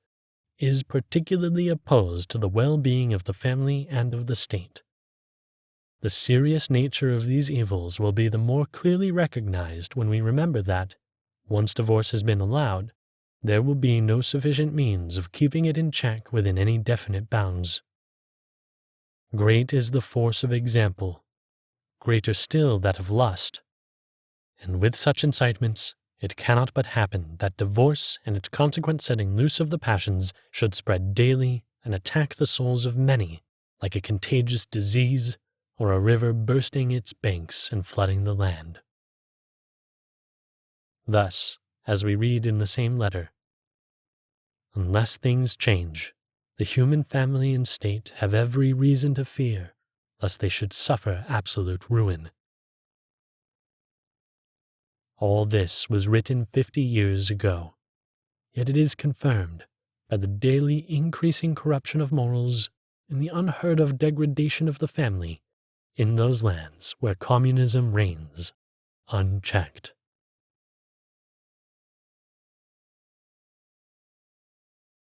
Thus far, venerable brethren, we have admired with due reverence what the all-wise Creator and Redeemer of the human race has ordained with regard to human marriage. At the same time, we have expressed our grief that such a pious ordinance of the divine goodness should today and on every side be frustrated and trampled upon by the passions, errors, and vices of men. It is then fitting that, with all fatherly solicitude, we should turn our mind to seek out suitable remedies whereby these most detestable abuses which we have mentioned may be removed and everywhere marriage may again be revealed. To this end, it behooves us, above all else, to call to mind that firmly established principle, esteemed alike in sound philosophy and sacred theology,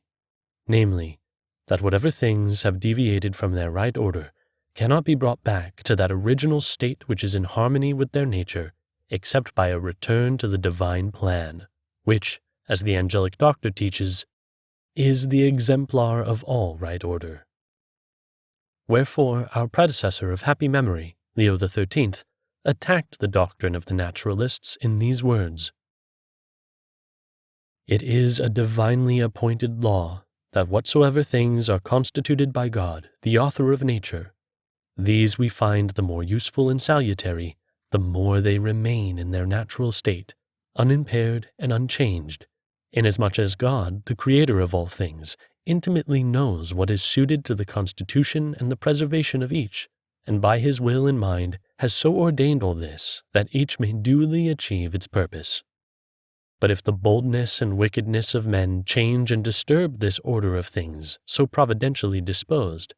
then indeed things so wonderfully ordained will begin to be injurious, or will cease to be beneficial, either because, in the change, they have lost their power to benefit, or because God Himself is thus pleased to draw down chastisement on the pride and presumption of men. In order, therefore, to restore due order in this matter of marriage, it is necessary that all should bear in mind what is the divine plan and strive to conform to it. Wherefore, since the chief obstacle of this study is the power of unbridled lust, which indeed is the most potent case of sinning against the sacred laws of matrimony,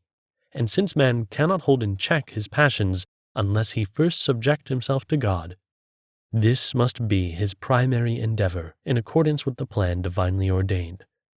For it is a sacred ordinance that whoever shall have first subjected himself to God will, by the aid of divine grace,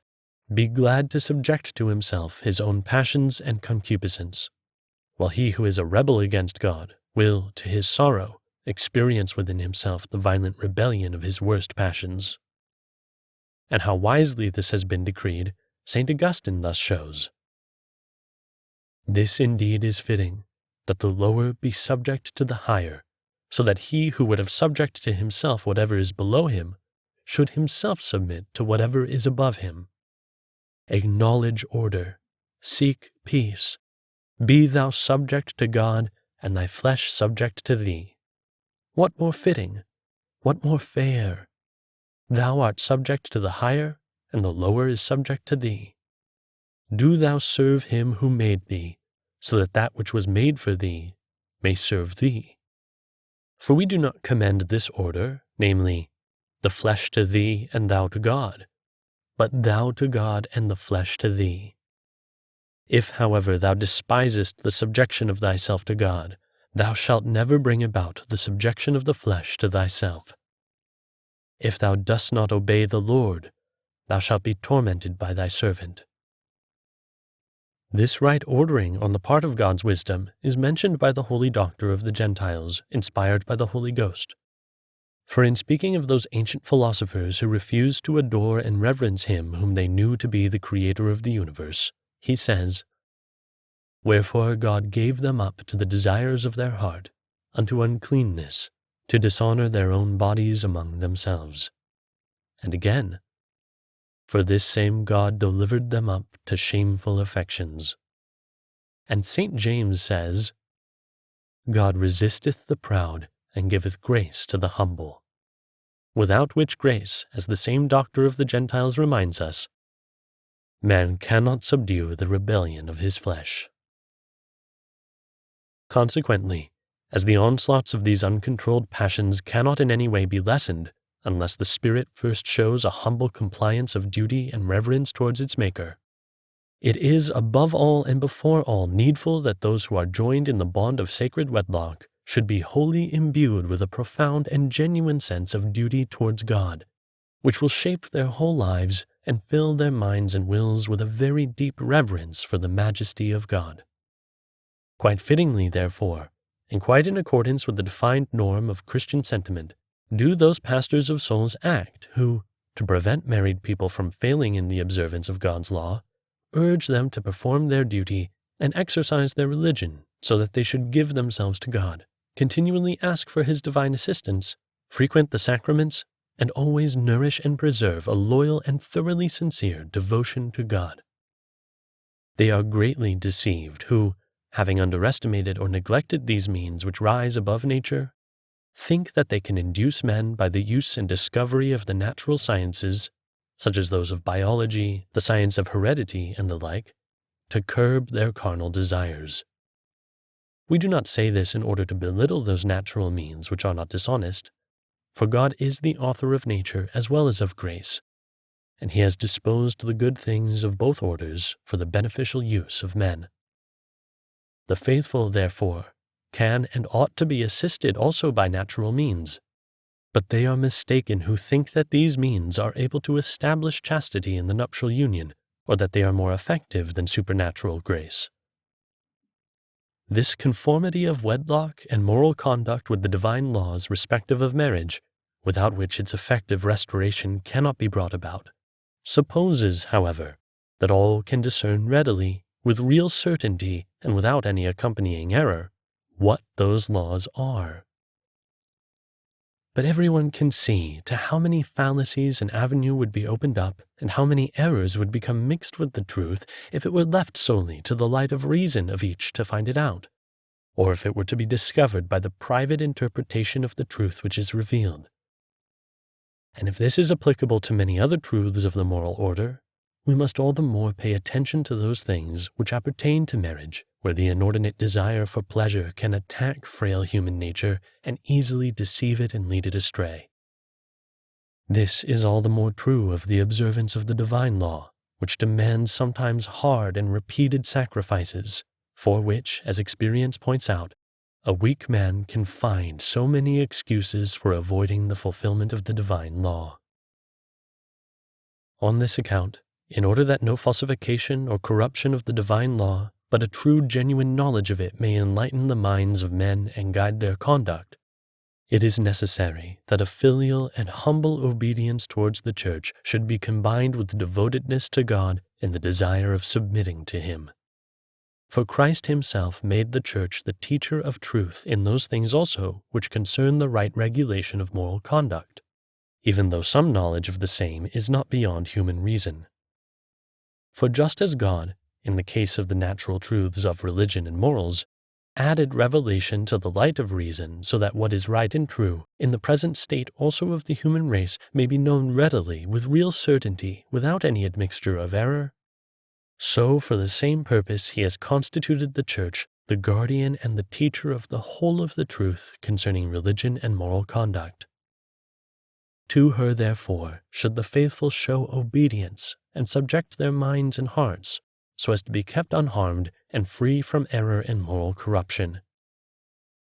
And so that they shall not deprive themselves of that assistance given by God with such liberal bounty, they ought to show this due obedience not only when the Church defines something with solemn judgment, but also, in proper proportion, when by the constitutions and decrees of the Holy See, opinions are prescribed and condemned as dangerous or distorted. Wherefore, let the faithful also be on their guard against the overrated independence of private judgment and that false autonomy of human reason. For it is quite foreign to everyone bearing the name of a Christian to trust his own mental powers with such pride as to agree only with those things which he can examine from their inner nature, and to imagine that the Church, sent by God to teach and guide all nations, is not conversant with present affairs and circumstances, or even that they must obey only in those matters which she has decreed by solemn definition, as though her other decisions might be presumed to be false or putting forward insufficient motive for truth and honesty. Quite to the contrary, a characteristic of all true followers of Christ, lettered or unlettered, is to suffer themselves to be guided and led in all things that touch upon faith or morals by the Holy Church of God, through its supreme pastor, the Roman Pontiff, who is himself guided by Jesus Christ our Lord. Consequently, since everything must be referred to the law and mind of God,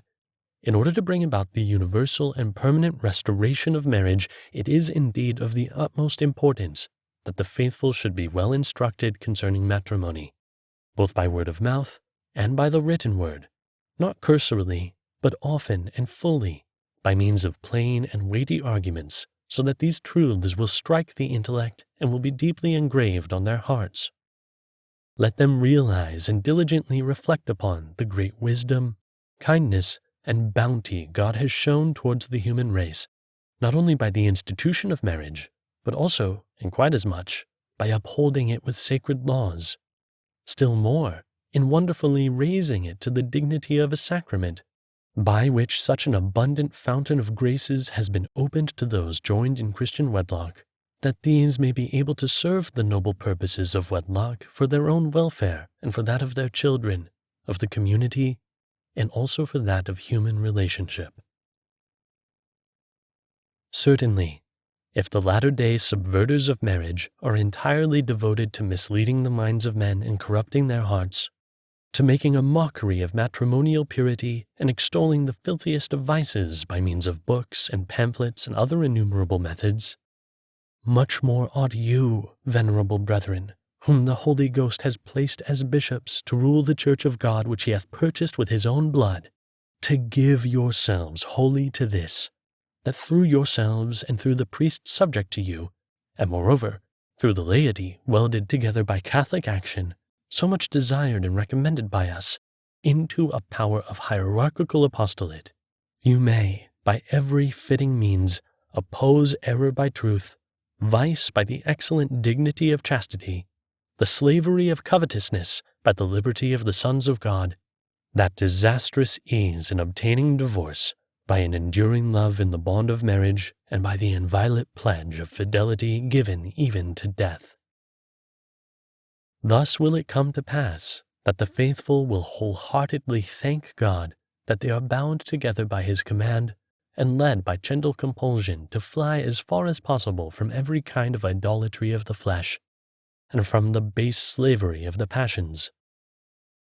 They will, in a great measure, turn and be turned away from these abominable opinions, which, to the dishonor of man's dignity, are now spread about in speech and in writing, and collected under the title of perfect marriage,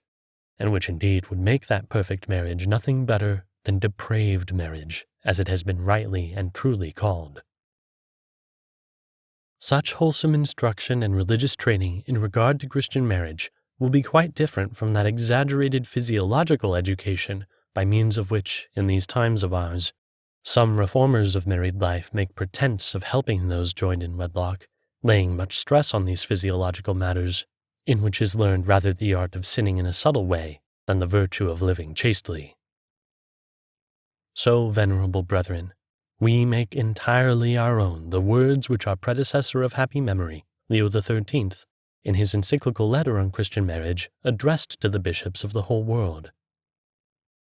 Take care not to spare your efforts and authority in bringing about that among the people committed to your guidance, that doctrine may be preserved whole and unadulterated, which Christ the Lord and the apostles, the interpreters of the divine will, have handed down, and which the Catholic Church herself has religiously preserved and commanded to be observed by the faithful of every age. Even the very best instruction given by the Church, however, will not alone suffice to bring about once more conformity of marriage to the law of God.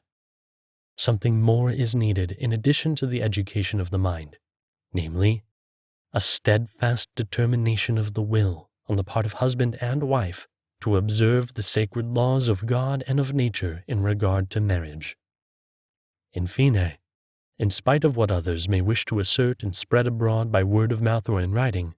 let husband and wife resolve to stand fast to the commandments of God in all things that matrimony demands, always to render to each other the assistance of mutual love, to preserve the honor of chastity, not to lay profane hands on the stable nature of the bond, to use the rights given them by marriage in a way that will be always Christian and sacred, more especially in the first years of wedlock, so that should there be need of continency afterwards, custom will have made it easier for each to preserve it. In order that they may make this firm resolution, keep it and put it into practice, an oft-repeated consideration of their state of life and a diligent reflection on the sacrament they have received will be of great assistance to them. Let them constantly keep in mind that they have been sanctified and strengthened for the duties and for the dignity of their state by a special sacrament, the efficacious power of which, although it does not impress a character, is undying. To this purpose we may ponder over the words full of real comfort of Holy Cardinal Robert Bellarmine, who with other well-known theologians with devout conviction thus expresses himself. The sacrament of matrimony can be regarded in two ways, first in the making, and then in its permanent state. For it is a sacrament like to that of the Eucharist, which not only when it is being conferred, but also whilst it remains is a sacrament. For as long as the married parties are alive, so long is their union a sacrament of Christ and the Church. Yet in order that the grace of this sacrament may produce its full fruit, there is need, as we have already pointed out, of the cooperation of the married parties, which consists in their striving to fulfill their duties to the best of their ability and with unwearied effort. For just as in the natural order men must apply the powers given them by God with their own toil and diligence, that these may exercise their full vigor, failing which no profit is gained, so also men must diligently and unceasingly use the powers given them by the grace which is laid up in the soul by this sacrament. Let not then those who are joined in matrimony neglect the grace of the sacrament which is in them. For in applying themselves to the careful observance, however laborious, of their duties, they will find the power of that grace becoming more effectual as time goes on. And if ever they should feel themselves to be overburdened by the hardships of their condition of life, let them not lose courage, but rather let them regard in some measure as addressed to them that which St. Paul the Apostle wrote to his beloved disciple Timothy regarding the sacrament of holy orders, when the disciple was dejected through hardship and insults. I admonish thee that thou stir up the grace which is in thee by the imposition of my hands. For God hath not given us the spirit of fear, but of power and of love and of sobriety. All these things, however, venerable brethren, depend in large measure on the due preparation, remote and proximate, of the parties for marriage. For it cannot be denied that the basis of a happy wedlock and the ruin of an unhappy one is prepared and set in the souls of boys and girls during the period of childhood and adolescence. There is danger that those who before marriage sought in all things what is theirs, who indulged even their impure desires, will be in the married state what they were before, that they will reap that which they have sown. Indeed, within the home there will be sadness, lamentation, mutual contempt, strifes, estrangements, weariness of common life, and, worst of all, such parties will find themselves left alone with their unconquered passions.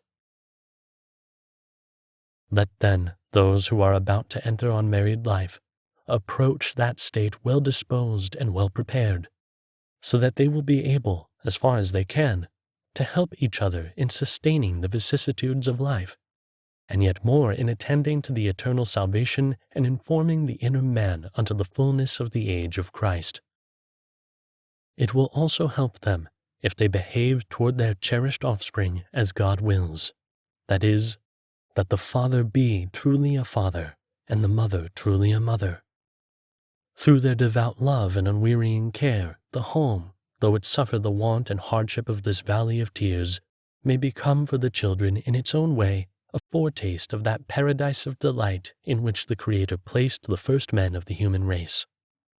Thus will they be able to bring up their children as perfect men and perfect Christians. They will instill into them a sound understanding of the Catholic Church, and will give them such a disposition and love for their fatherland as duty and gratitude demand. Consequently, both those who are now thinking of entering upon this sacred married state, as well as those who have the charge of educating Christian youth, should, with due regard to the future, prepare that which is good, obviate that which is bad, and recall those points about which we have already spoken in our encyclical letter concerning education. The inclinations of the will, if they are bad, must be repressed from childhood, but such as are good must be fostered, and the mind, particularly of children, should be imbued with doctrines which begin with God, while the heart should be strengthened with the aids of divine grace, in the absence of which no one can curb evil desires, nor can his discipline and formation be brought to complete perfection by the Church.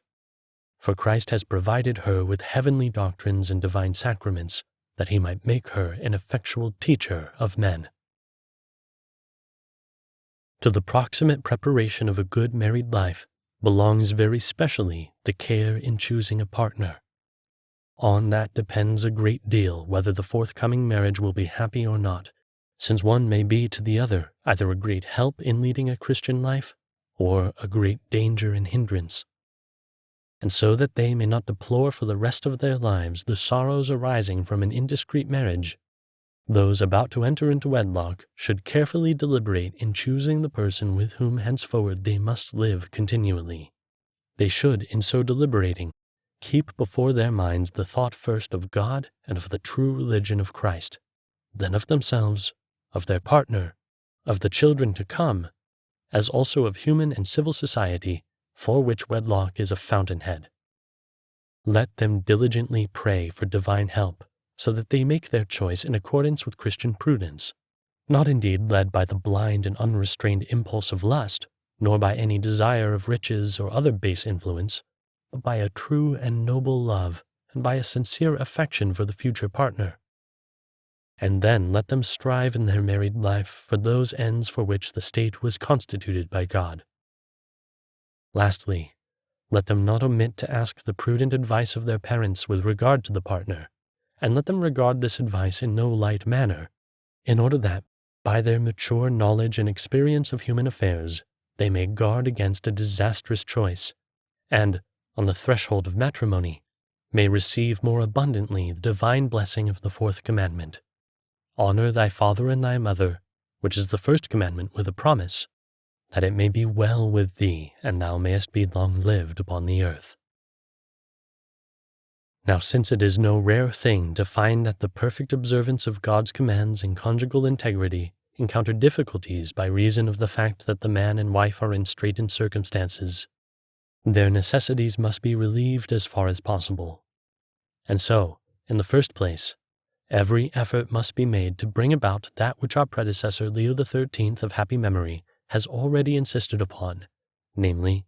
that in the state such economic and social methods should be adopted as will enable every head of a family to earn as much as, according to his station in life, is necessary for himself, his wife, and for the rearing of his children. For the laborer is worthy of his hire. To deny this, or to make light of what is equitable, is a grave injustice and is placed among the greatest sins by Holy Writ. Nor is it lawful to fix such a scanty wage as will be insufficient for the upkeep of the family in the circumstances in which it is placed. Care, however, must be taken that the parties themselves, for a considerable time before entering upon married life, should strive to dispose of, or at least to diminish, the material obstacles in their way. The manner in which this may be done effectively and honestly must be pointed out by those who are experienced. Provision must be made also, in the case of those who are not self-supporting, for joint aid by private or public guilds. When these means which we have pointed out do not fulfill the needs, particularly of a larger or poorer family, Christian charity towards our neighbor absolutely demands that those things which are lacking to the needy should be provided. Hence it is incumbent on the rich to help the poor, so that, having an abundance of this world's goods, they may not expend them fruitlessly or completely squander them, but employ them for the support and well-being of those who lack the necessities of life. They who give of their substance to Christ in the person of his poor will receive from the Lord a most bountiful reward when he shall come to judge the world. They who act to the contrary will pay the penalty. Not in vain does the apostle warn us, "He that hath the substance of this world and shall see his brother in need, and shall shut up his bowels from him, how doth the charity of God abide in him?" If, however, for this purpose private resources do not suffice, it is the duty of the public authority to supply for the insufficient forces of individual effort, particularly in a matter which is of such importance to the common weal, touching as it does the maintenance of the family and married people. If families, particularly those in which there are many children, have not suitable dwellings, if the husband cannot find employment and means of livelihood, if the necessities of life cannot be purchased except at exorbitant prices, if even the mother of the family, to the great harm of the home, is compelled to go forth and seek a living by her own labor, if she, too, in the ordinary or even extraordinary labors of childbirth, is deprived of proper food, medicine, and the assistance of a skilled physician, it is patent to all to what an extent married people may lose heart, and how home life and the observance of God's commands are rendered difficult for them. Indeed, it is obvious how great a peril can arise to the public security and to the welfare and very life of civil society itself, when such men are reduced to that condition of desperation that, having nothing which they fear to lose, they are emboldened to hope for chance advantage from the upheaval of the state and of established order. Wherefore, those who have the care of the state and of the public good cannot neglect the needs of married people and their families, without bringing great harm upon the state and on the common welfare. Hence, in making the laws and in disposing of public funds, they must do their utmost to relieve the needs of the poor, considering such a task as one of the most important of their administrative duties. We are sorry to note that not infrequently nowadays it happens that through a certain inversion of the true order of things, ready and bountiful assistance is provided for the unmarried mother and her illegitimate offspring, who of course must be helped in order to avoid a greater evil, which is denied to legitimate mothers, or given sparingly, or almost grudgingly. But not only in regard to the temporal goods, venerable brethren, is it the concern of the public authority to make proper provision for matrimony in the family, but also in other things which concern the good of souls. Just laws must be made for the protection of chastity, for reciprocal conjugal aid, and for similar purposes, and these must be faithfully enforced, because, as history testifies, the prosperity of the state and the temporal happiness of its citizens cannot remain safe and sound where the foundation on which they are established, which is the moral order, is weakened, and where the very fountainhead from which the state draws its life, namely wedlock in the family, is obstructed by the vices of its citizens. For the preservation of the moral order, neither the laws and sanctions of the temporal power are sufficient, nor is the beauty of virtue and the expounding of its necessity. Religious authority must enter in to enlighten the mind, to direct the will, and to strengthen human frailty by the assistance of divine grace. Such an authority is found nowhere save in the Church instituted by Christ the Lord. Hence we earnestly exhort in the Lord all those who hold the reins of power, that they establish and maintain firmly harmony and friendship with this Church of Christ, so that through the united activity and energy of both powers, the tremendous evils, fruits of those wanton liberties which assail both marriage and the family and are a menace to both church and state, may be effectively frustrated. Governments can assist the Church greatly in the execution of its important office, if, in laying down their ordinances, they take account of what is prescribed by divine and ecclesiastical law, and if penalties are fixed for offenders. For as it is, there are those who think that whatever is permitted by the laws of the state, or at least is not punished by them, is allowed also in the moral order, and, because they neither fear God nor see any reason to fear the laws of men, they act even against their conscience, thus often bringing ruin upon themselves and upon many others. There will be no peril to or lessening of the rights and integrity of the state from its association with the Church. Such suspicion and fear is empty and groundless, as Leo XIII has already so clearly set forth. It is generally agreed, he says, that the founder of the Church, Jesus Christ, wished the spiritual power to be distinct from the civil, and each to be free and unhampered in doing its own work, not forgetting, however, that it is expedient to both and in the interest of everybody that there be a harmonious relationship. If the civil power combines in a friendly manner with the spiritual power of the Church, it necessarily follows that both parties will greatly benefit. The dignity of the state will be enhanced, and with religion as its guide, there will never be a rule that is not just, while for the Church there will be at hand a safeguard and defense which will operate to the public good of the faithful. To bring forward a recent and clear example of what is meant, it has happened quite in consonance with right order and entirely according to the law of Christ, that in the solemn convention happily entered into between the Holy See and the Kingdom of Italy, also in matrimonial affairs, a peaceful settlement and friendly cooperation has been obtained, such as befitted the glorious history of the Italian people and its ancient and sacred traditions. These decrees are to be found in the Lateran Pact, stating,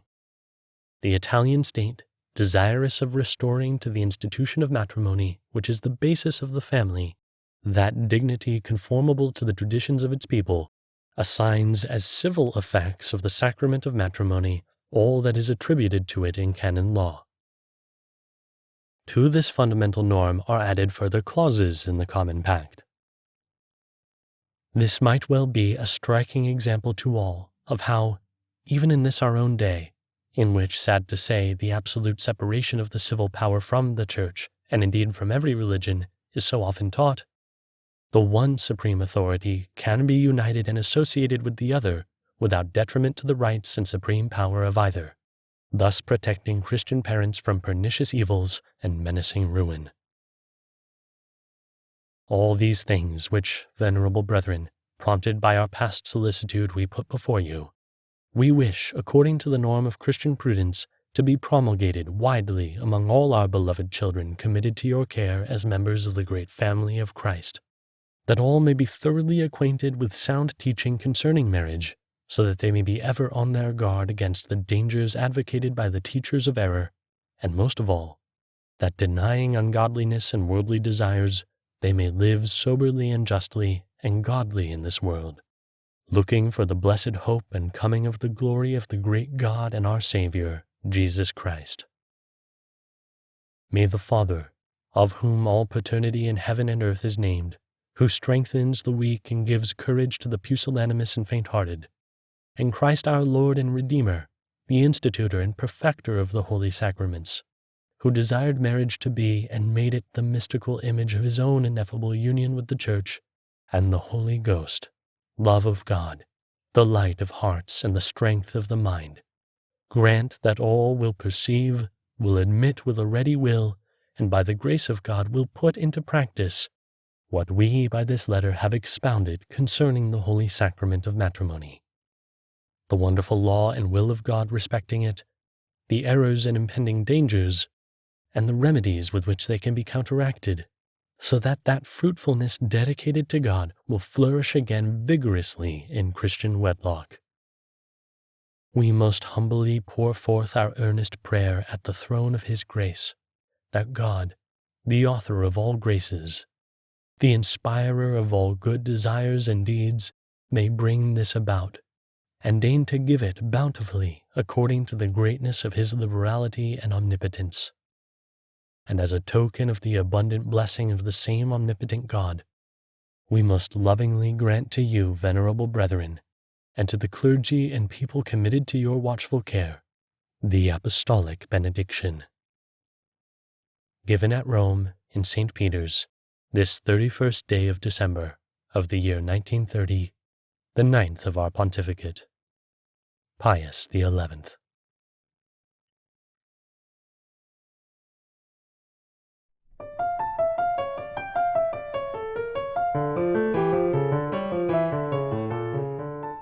This has been Casti Connubii, encyclical letter of Pope Pius XI on Christian marriage, narrated by James T. Majewski. Production copyright 2021 by Trinity Communications. This podcast is brought to you by CatholicCulture.org and made possible by listener support. To donate, please visit CatholicCulture.org/donate/audio. That's CatholicCulture.org/donate/audio.